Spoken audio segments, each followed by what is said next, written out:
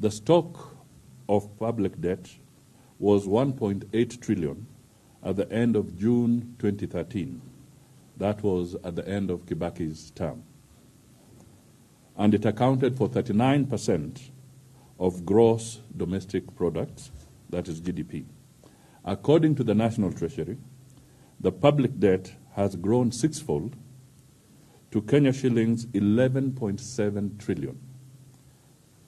8.2 trillion as direct public debt and 3.5 trillion of guaranteed commitments as of February 2022, which is over 100% of our GDP.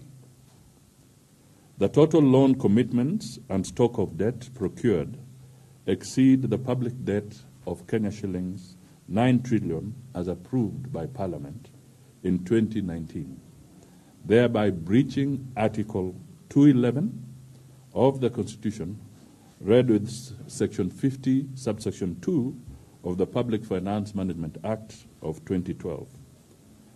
The Cabinet Secretary for the National Treasury exceeded the set debt ceiling without seeking new approval from the Parliament in total violation of the Constitution and the Public Finance Management Act of 2012.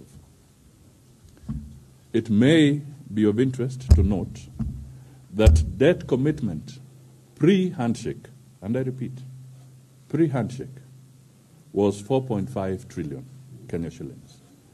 And the post-handshake figure has ballooned to 11.7 trillion.